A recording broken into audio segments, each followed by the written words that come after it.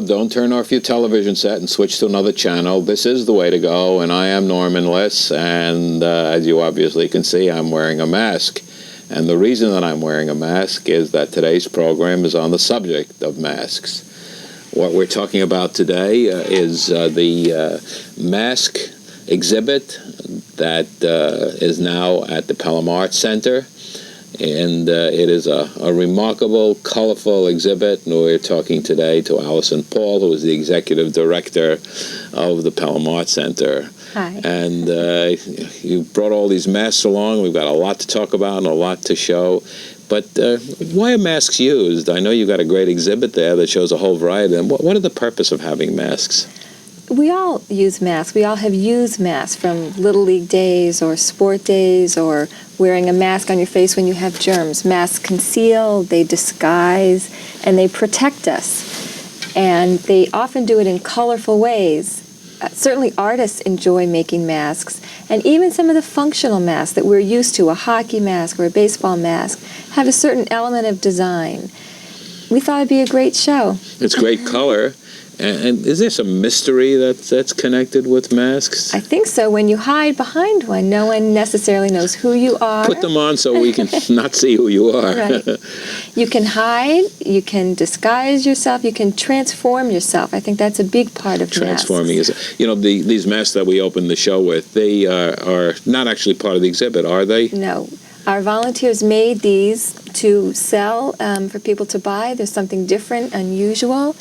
And we wore them at a big party we just had when we opened the exhibit. That was quite a party, and I was there. It was before Halloween, yep. And I think that it was sensational because so many people came in masks and in costumes to some extent, and it was just a great spirit. I think people like to do that, not to conceal their identity, but it's kind of dressing up in an unusual way. And I think that what we probably should do is to start to show some of the masks that you brought along from the exhibit, because they are quite startling. Now, we're going to start with one that is a carnival mask, and okay. Why don't you talk about that? Well, we all know about Carnival, and before Lent, it's a time for a little revelry, a little rabble-rousing, time to let go before, I guess traditionally people gave up rich foods and meats and other things before Easter, in the 40 days before Easter. And certainly since the Middle Ages, it has become a major to-do. I think some of the religious aspects have been diminished, and now people just love having Carnival. And this mask with this enormous nose, I hope it's not too big for the camera to see, and this great hairdo is really one of those things. Well, I wouldn't want to have it in my house, I would say that. No, but I think it's a great Carnival mask, and I don't know if you can see, the eyes are back here and the mouth. At Carnival, people, I would say, hide behind their masks so that they can loosen up a bit and be a little wild. This is a great Carnival mask for transforming yourself into some kind of spirit or demon or devilish creature and doing whatever you want. I think it's important to note that this mask has a particular head thing in it so that it can be worn on the head. Yeah. And it's a big one to get down, and I'm going to get it out of the way. And but some of the masks are just put over the eyes, and some of the masks are held up in front of the face, and they have a variety of ways to apply them. And they're used for different things. So there are all sorts of different masks. Now this one in particular is also a large mask, and yep. and as we can see, it's as we can see that it's paper at the back, okay. and the front is what? And it's upside down. Aha! What this is not in the exhibit, but I thought this would be fun to bring along because the exhibit has attracted a lot of interest from school teachers that are studying cultures in their social studies classes and whatnot. We have artists that have gone into the classrooms and done projects with kids. This was one done where they saw some of the African masks, and this is actually made by a young child, their version of an African mask. You can see, I think these are antlers or horns coming up, and it has a lot of the exaggerated characteristics that some of the African masks we have in the exhibit, some of the raffia and the natural materials. Now, you mentioned as an art form. So what are masks? Is it an art form? Is it a form of sculpture? I think so, absolutely. Certainly contemporary artists today create masks as works of art. If you look at most masks that have been made throughout history, they are beautiful. They are sculptural. African masks were meant to have a purpose, a ceremonial function. We look at them mostly in art museums because they're beautiful objects, but they really had a purpose initially. You talk about African masks. Is this basically an exhibit of African masks? Not at all. It's only part of it, actually. Right. We felt very strongly that we wanted to show the diversity of masks. I think most people think African masks when you think about masks, and carnival is another popular genre, and that one, by the way, is from Switzerland. Oh, really? But we have functional masks, theater masks, carnival masks, masks by contemporary artists, as well as ceremonial. And ceremonial theatrical sometimes blur a bit also. What is this one? This is one I would say where ceremony and theatrics blur a little bit. This is from Bali, and Bali is famous for its masks. In fact, it's interesting to me, as we were hanging the show, literally standing in the gallery with hammers and nails, people would trickle in and say, "Oh, a mask show. Do you want my masks? I have some great masks from Bali." I must have had 20 offers as I'm hanging the show for people to bring in their Balinesian masks. So people do collect masks, is what you're saying? Seems to be a very popular thing, especially Balinese masks. So this exhibit at the Pelham Art Center really was selective rather than saying, where can we uncover something? Absolutely. There's so many. And when we did find collectors, we took the tip of the iceberg from their collections. They have so many, and I guess it's a passion. I guess like anything, once you start collecting it, you can't stop. But mask makers or mask collectors tended to have large collections. Talk about variety. Right. This is from Florence, Italy, by someone who's considered, I guess, a master mask maker. Italy has a long tradition of mask making for carnival, the form of theater called commedia dell'arte, which is a comedy sort of with stock characters. Punch and Judy is sort of a derivation of the commedia dell'arte. So he's famous maintaining this tradition of fine, beautiful, handmade Italian masks. So this is from his studio in Florence, and it came to us from a circuitous route. It actually is in the collection of something called the Art and Drama Therapy Institute of Washington, D.C. They use masks, such as this one, to work with their clients who are largely profoundly or severely mentally retarded. And they have found it's a great therapeutic aid for the clients to wear these masks. Then they also make their own masks. In fact, we have 2 of the client masks in the show as a form of therapy. So it's interesting that I found these through this therapeutic center that uses this as a therapeutic tool to work with people that are largely unreachable. Now, you mentioned the fact that you found these. You were co-curator on this particular exhibit. Where do you find this? Do they exist in collections? Is there a computer listing that you can go into and say, masks, okay, go here, here, here, and here? How does it work? That would have been nice. It didn't work that way. We got the idea because there was a show in Rockland County, a mask show similar to ours, and we went and saw it, and it bowled us over. We thought it was fabulous, and that gave us the idea to do our own. So we were fortunate in that they were helpful to us and gave us the names of a couple of people that had lent to their exhibit. And we then would go to some of these collectors' houses. We have a gallery advisory board as well, and we pitched this idea to our gallery advisory board, and they gave us the names of another 3 or 4 collectors or dealers or galleries. Then word began to trickle in. So-and-so knows so-and-so, and it just grew. Well, talk about grew. Maybe the next term here is grew some. This is a very interesting mask. Let me hold that up, if I may, to my face, too. It looks gruesome, but this is actually a comic mask. I don't know if you get the sense of that, but this is another Balinesian mask that's part of a clown collection that we have at the Art Center. We have 7 of these that are comic characters, and the actors would have worn them and made faces and used gestures, and it would have gotten the audience laughing and jovial. So this is one of them. So it's, I think, a caricature of a devil or a devilish kind of a guy. As I hold each of these and bring them up for people to see, I feel that they're all made of different types of material. Yes. Is there one type of material that's more well-known than others? Or? I suppose wood, certainly in African masks, and with the Balinesian, Indonesian is most common. Different kinds of woods.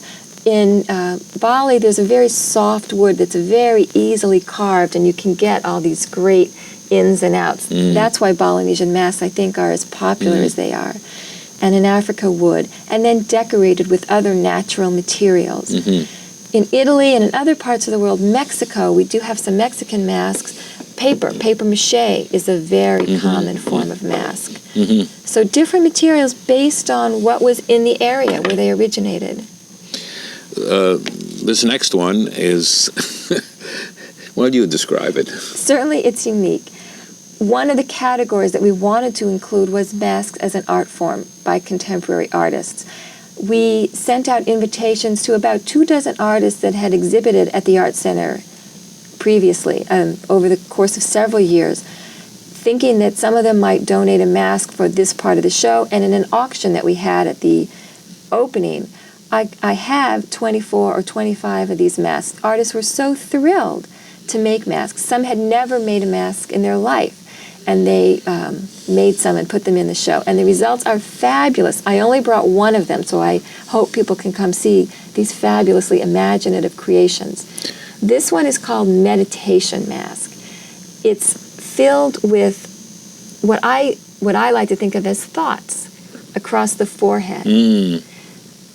The hand is across the mouth. To me, it suggests that it's mute. You're supposed to think, meditate, think internally. And I think it's just a great mask. Now, you mentioned the fact that you asked artists to do masks, which they had never done before. As an art form, is it sculpture? Absolutely. Absolutely. Even some of the ones that are functional, they're sculptural. The forms are beautiful. The lines are beautiful. Whoops. It's okay. In one of the masks we have in the exhibit is by a very famous New Orleans mask maker, and certainly New Orleans is a town known for carnival, and masks are a big business down there. The mask that he sent us, although it's a functional mask and wearable, and all of the literature he sent, and in speaking with him, he absolutely considers his masks works of art and has them in galleries around the world. They're in private collections. So certainly artists consider masks an art form and sculpture. At this point, I always like to point out to the audience who I'm talking to, and my guest today is Alison Paul, who's the executive director of the Pelham Art Center, and we're talking about masks. This is an exhibit from October to December at the Pelham Art Center, a colorful, interesting, fascinating form of art.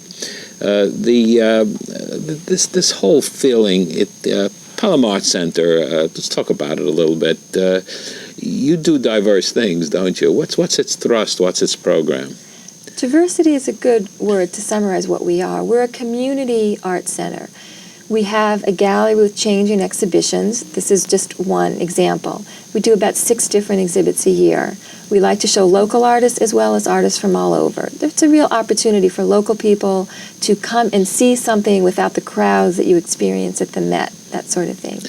We also have a large studio program, painting, drawing, ceramics, photography, sculpture classes.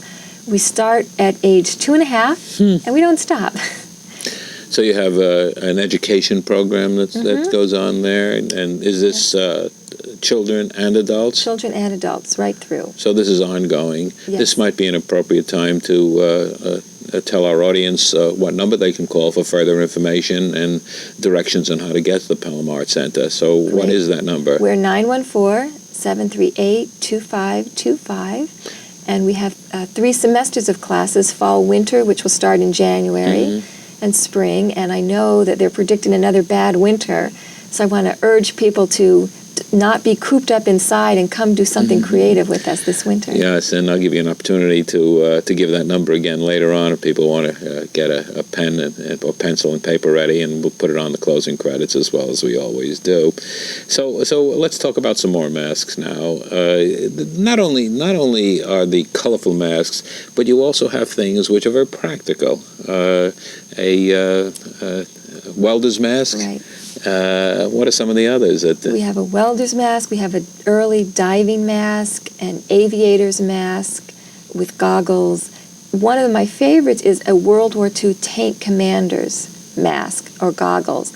One of the eyes is cut out because that's where the telescope would have fit in. Oh. So he would have been protected completely except for that one spot where the telescope went. Again, you say that you accumulated them because people kept coming to you with them. Is it a subject that, is there a group of mask collectors as such, like coin collectors or stamp collectors? What I have found is there are genres. There's someone collects African masks. Someone will largely collect Indonesian masks. Someone will have one Japanese, one Mexican, and one Indonesian, but people do seem to love them. Also, the other category, really, that we don't include in the show are tourist masks. And that's a big thing today. If you travel across the world, pretty much every country is going to sell some kind of tourist masks. And that's what I think most people have in their homes. Not the serious collectors, but it's a great souvenir. Or something which represents the area made for tourists. Yes. This is colorful, certainly. Right. And what is it? Speaking of something else not too precious, and again, can I put this on? Sure. Is that all right? I hope I look like a clown. This is a Commedia dell'arte mask that's nothing precious. We did performances over last summer, and we'll probably do them again with middle school age children, where they had an intensive 2-week experience at the Art Center, at the end of which they put on their own performance, Commedia performance, which is basically sort of stock caricatures. So-and-so loves so-and-so, but so-and-so loves so-and-so, and so-and-so falls in love with so-and-so, and there's all this hurly-burly during the play, and then in the end, everybody resolves and is happily ever after. That sort of a thing. And we had performances by some young people this summer, and these are some of the masks that they wore. And I have these available in the gallery for people to try on. I have about a dozen masks that people can touch and handle in a big mirror. I don't let people take the mask off the wall, but they're so tactile, they're so full of texture and color, and they're so fun, I thought it'd be important to have a basket of masks for people to play with as well. So it might be a good suggestion, therefore, to tell people to bring along their cameras when they come see the exhibit and take pictures of themselves as they appear in the masks. There are a couple of other masks which I can't reach, so I'm going to let you bring up one of them right now. Well, this is kind of a heavy one, and we've talked about African masks, and I wore my cowrie shell bead necklace to go along with this one. This is from the Cameroons, and I think the shells are easy to see. They're sort of embedded. They're pressed in what is sort of a mud-like base. The rest might be hard to see, but this is all beadwork, tiny little beads that have been pressed in here. Now, this, of course, is made to hang on the wall. I can't quite see anyone wearing this. No, I think this was originally a ceremonial mask. It's awfully heavy. Yeah. Must have a lot of round-shouldered people who wore it. I don't know, but the African masks that we have come in all shapes and sizes. One of the most exciting things is a full-body mask. There's no way you would know who was wearing that mask when you would be in No, wait a minute now. You use the term a full-body mask. Yes. It's not a costume? Well, in the ceremonies, in African ceremonies, the person wearing them would be transformed into a spirit. It would be very realistic. And you weren't supposed to know who was wearing the mask. You weren't supposed to think about the person. You were supposed to think about the spirit that they had been transformed into. So whereas we think of African masks as an isolated facial mask, in fact, full costumes went along with them so that you would not necessarily know who the wearer was. And one of the ones we have I do call a full body mask because the mask itself goes up another 2 or 3 feet above anybody's head. It's one piece that comes down all the way down to the ground. That kind of bears out some of the people who came to your opening party were not only wearing masks, but were wearing costumes. And it kind of ties into what you're talking about right now, is that a mask is not just something that covers part or all of the face. One of the subjects that you've touched on is theater masks. Yes. In what sense? How are masks used in the theater? Well, they go back to ancient Greece. We've had masks in Greek drama for countless centuries. Mm-hmm. They were useful because they could depict emotions. And in a Greek amphitheater, with people far away, the mask being larger than life, you could see what was going on. It would portray the action. Masks have been used in theater. We've mentioned the Italian mask commedia. They sort of died out in theater in the 19th century, but now we'll find even on Broadway that masks are being used. This is by a contemporary mask maker who lives over in Rockland County, Barbara Pollitt, and it's contemporary theater. Masks can help an actor transmit an emotion, convey a sentiment. They can give an actor some new energy. And this one is from a play that Barbara made the mask for called Misana. It was decided upon to do this play after the Challenger exploded, the Space Shuttle Challenger in 1986. A woman felt very torn by this and wanted to do something to commemorate it. Found an analogy in the Franklin expedition to find the Northwest Passage. This was an exhibition, sort of 19th century adventuresome and exploration, that ended in tragedy when the boat was moored on the ice and everyone on the boat perished. Rather than have that tragic ending, the playwright decided that instead the people would be rescued off the boat by local natives, Inuits. And this play is about really the Inuits taking in the explorers and caring for them and giving them a new life. And this mask is one of 7 that we have in the show of the walrus people based on the Inuits. There's something, I think, about a mask that was made for Jelly's Last Jam, but didn't get used. Right. We have a fabulous mask in the show. It's a portrait, really, of Gregory Hines, who starred in Jelly's Last Jam. It's a 2-sided mask, a minstrel mask. One side is Gregory Hines, one side is a dark-skinned, very exaggerated, stereotypical mask. This was in a number that dealt with these racial stereotypes, with a lot of singing and dancing and moving. The masks were hard to manipulate. The actors had a hard time with some of these issues that were raised. During previews, people were upset by it. In fact, some people walked out. They were so upset by the issues, and it was cut. So no one that really saw this show on Broadway got to see this mask, but now you can see it at the Pelham Arts Center. So, and which is kind of a direct segue into a general discussion of the space that you have in the Pelham Arts Center. You have an awful lot of wall space and floor space to show. Not enough. But we've filled every inch. Do all museum directors say that? Not enough? I think so. How does one plan what's going to go where? We talked about how one accumulates, and then it is theater, it is staging, it is putting things in groups, and what's the process? It was very difficult to lay this show out. We started unpacking everything and just trying to visualize them. We have things hanging from fish lines in the ceiling so that they can be free. We have things in the center of the room. It was, I guess, like setting a stage and trying to create an atmosphere. As you walk in, one of the first images that you see is a giant Buddha mask. We sort of saw that as the spirit hovering over our show, welcoming people in, hoping to attract their eye. I think it was like stage design. I guess it was all like stage. You also have a TV a camera with some videos that people can watch, and some of them are, why don't you describe them? I've seen them. I think it's important that people realize that masks were meant to be worn. They really were not originally intended to be stuck on somebody's wall in isolation. I felt it was important to have some videos showing masks worn, be it in a dance at a carnival, be it in an African ceremony or a Mexican fiesta, which is also very lively and gay and with wigs and the whole costume. So I got a couple of videos together so people can see some of that, the movement and the action, the spirit really behind the masks. It's really a comprehensive exhibit and something that I think people will find, interesting in two ways. Number one, it's very informative. You see things that perhaps you didn't know existed. And second, it's colorful. It's dynamic in what it shows.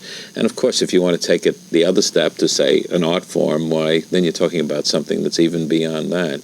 This is a good time for us to repeat the telephone number for those who are eagerly awaiting this information. Good. Do so call that they us. can. And what is the number? It's 914-738-2525. Let's talk about the location. Now, I've been to the Pelham Art Center many times, but I have to admit that the first time it was a little difficult for me. So let's start from the Hutchinson River Parkway. I suppose that's the easiest way. Even if you get confused, we're literally 2 minutes off the hut, so you can't get too lost. We are off of the Hutchinson Parkway, exit 12. And that is the first exit south of the Cross County Parkway. So that gives you a general sense. We're just north of the Bronx, exit 12. And if you get out there, you'll make a right at the light at East Lincoln Avenue, and you follow that a few blocks over to Fifth Avenue, and you'll make another right on Fifth Avenue. Then you'll see us just a block down the street. And a self-standing building on an interesting site. And I've never had trouble parking in the area. There are lots of meters, and there's a parking lot there, too, for people who want to go.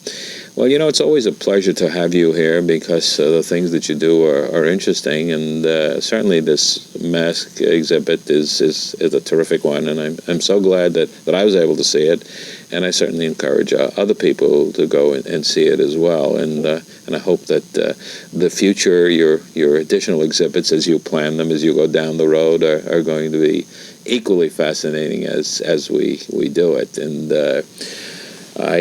we've been talking today with Alison Paul, who is the executive director of the Pelham Art Center. The exhibit is about masks. It's a great exhibit. Go see it. The name of this program is The Way to Go, and I'm Norman Liss. And until next time, at this time, enjoy yourself.